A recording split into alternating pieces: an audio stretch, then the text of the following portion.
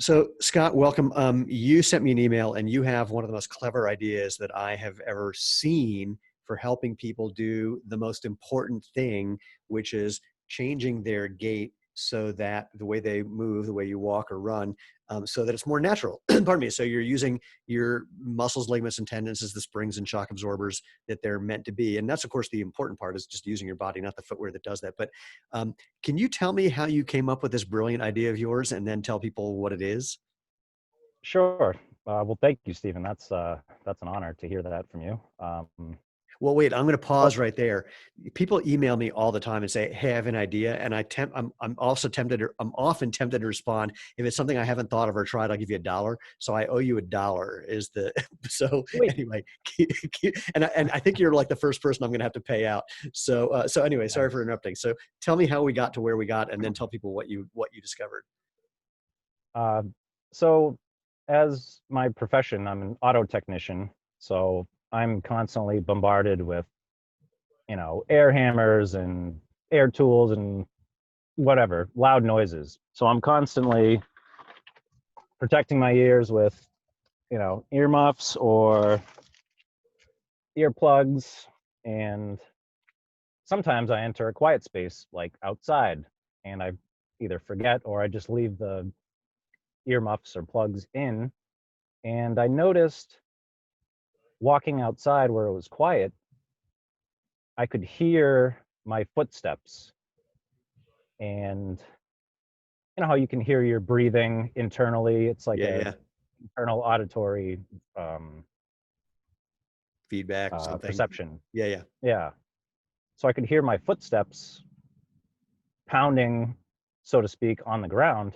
And I was like, man, I must be heel striking. So, And so I'm going to pause right there. So, was it more just like hearing it, or also just kind of feeling it slash hearing kind it of in a way that? feeling it and hearing it up in my head. Yeah, yeah, yeah. So You this is the can important part picture because that. the most interesting thing to me is like for when we have these habitual movement patterns, and the only way you get a new one is with feedback. And so this is what was so Yes. exciting to me about what you found is that just by plugging your ears, you're getting more feedback about what your feet are doing. Ironically, the other end Right. of your body than most people would ever think to And get or normally get.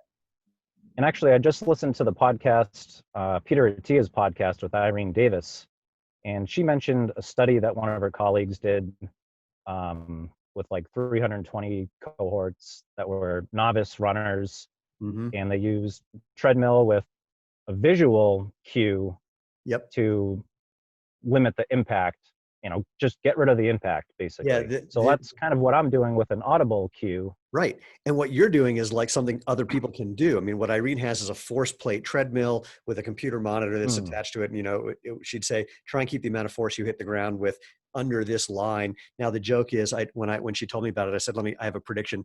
Many people are going to end up running like Groucho Marx walking fast.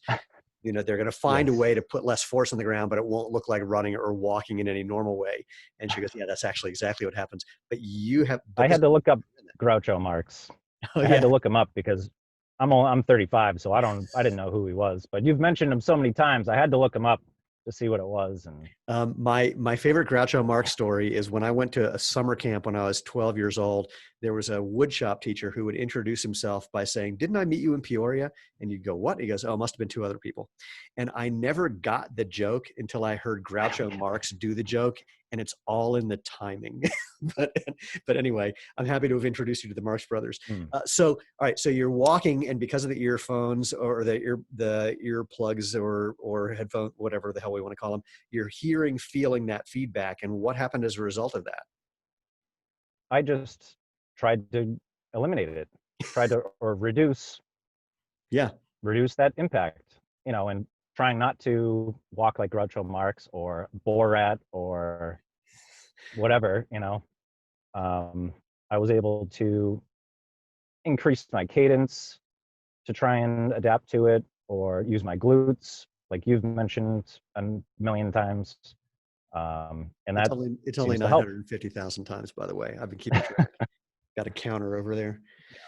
And so, and what was that process like? I mean, the thing with biofeedback is when you have the information, and you sort of have a mission, if you will, your brain just gets wired to try to solve that problem, to try to figure that out. And it takes a different amount of time for different people. But I mean, that's the most important thing, is getting that information. This is why when we say to people, talk about running barefoot, we say, pick a nice, smooth, hard surface. And Irene mentioned this in that podcast episode with Peter Attia as well, because that's Right, going to give you the most immediate feedback. So, right. And and I'm by the on the concrete floor all day. I'm out on the way, pavement all day. and So what there's you my reminded me, feedback. my wife has a similar story without the headphone part, where when I made her a pair of sandals, this is 12 years ago, she says, I felt like when I was walking down to the Boulder Farmers Market, I felt like I was a high-powered Chicago attorney late for court. She could just feel she was pounding into the ground. So Mm, she was just getting the feeling part, but I can also imagine getting the hearing part, because we're really wired for sound, would have accelerated the process of the changes that she made to start walking more naturally. Are mm. you aware of just what that process was like once you had the information? So I have been not really, I don't want to say obsessed. I don't know what that is. I don't want to say obsessed, but more hyper aware of my body movements and how I'm walking, how I'm moving. Ever since I started getting into health and fitness, and since I started wearing Xero shoes, just more aware of where I'm placing my feet, you know, up to my knees, my ankles, hips. Um, I can't really say exactly how it went No, about, but I it was clicked in my head. Yeah, I was kind of hoping that you would say exactly that, because again, a lot of this is totally non-conscious. It's just like you give yourself the right information and Hmm. your brain figures it out. It's kind of like every now and then someone will call me and they say, I'm wearing your sandals and I'm getting rocks underneath my foot when I'm out on a trail. What do I do? And I say, call me back in a week. They go, what? I go, just call me back in a week. They go, but what do I do? I said, yeah, just call me back in a week. And they're very confused. And then a week later, they call back and go, hey, it just stopped happening. I go, right, because you were getting that feedback and your brain didn't Hmm. want you to keep getting rocks under your feet. So it figured out what you were doing that was causing that without you even knowing how. And that's what Right. I just love about this whole thing. Give yourself the right information. Your body kind of knows what's best. Yep. So without making any medical claims, because we're not doctors, nor do we play ones on TV, did you notice anything else that happened for you once this change started kicking in?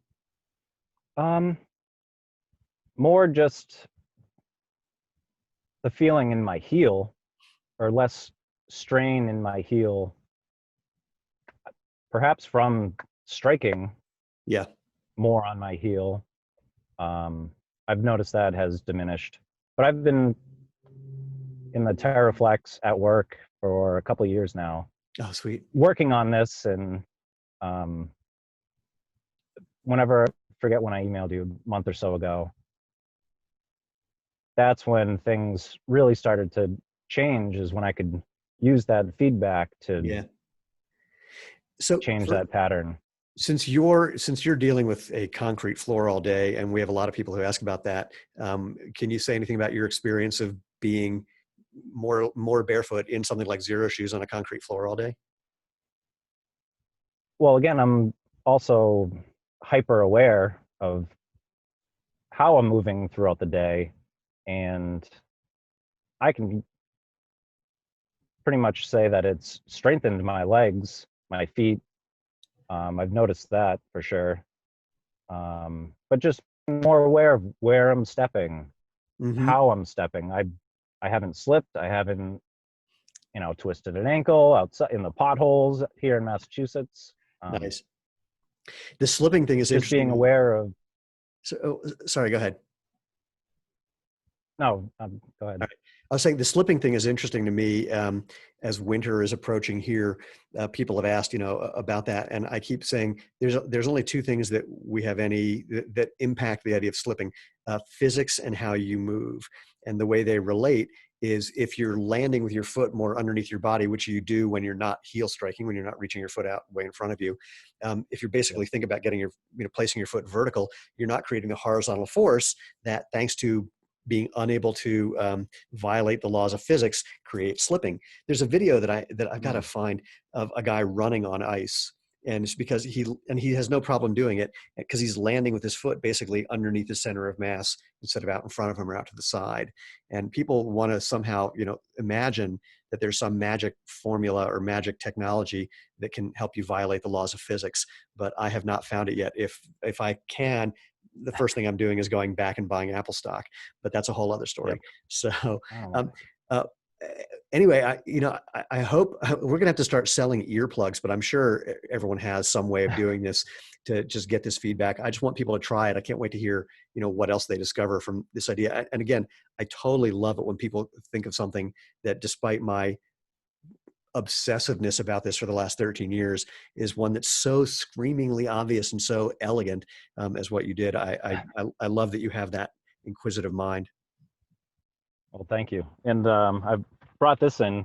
I Uh-oh. wanted to show you because I thought it was pretty funny because I think about this stuff all the time too.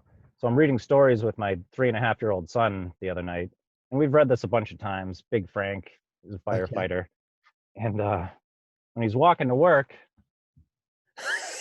look at that! Look at that heel strike. I almost rolled Yeah. over laughing when I saw it again. That's But that's what we're talking about. I mean, what a right. We have to redo the illustrations in kids' books and cartoons to have people not walk like dorks. I think that's going to be our new mission. We'll just have to do a Xero Shoes book for kids that this is actually a great idea. We'll have to do a book that really talks about moving and how your body works and paying attention to your body, and showing natural gait. There's a guy who actually wrote a book. I'm not going to name him by name because it would be too obnoxious, but it's all about natural running. At least that's the premise of the book. And then every picture in the book is someone overstriding and heel striking. It's like, how'd right. that happen? So anyway, all right. Well, Scott, I know you got to work. I'm going to let you go. Once again, thank you so much for this idea. I'm going to post this, obviously, and I can't wait to hear what people discover when they do the same thing. I think this is going to be a blast, and I will keep you Great. posted. Thank you. The only other thing I can say is make sure you get a really tight plug in your ears to, get it completely quiet because Yeah, yeah, any yeah. kind of outside noise affects that internal Well, um, and just to highlight it perception. again, I mean, the thing that's so interesting is it's not just like you said, though, it's not just hearing it. That's a part of it, but also it's that Mm, hearing is basically helping you feel the feeling part that, both of which were a little invisible until you do a little sensory deprivation thing. And that's what makes it work. That's what's yep. so brilliant about it. Cool. All right. Thank you so much, man. Looking forward to what's next.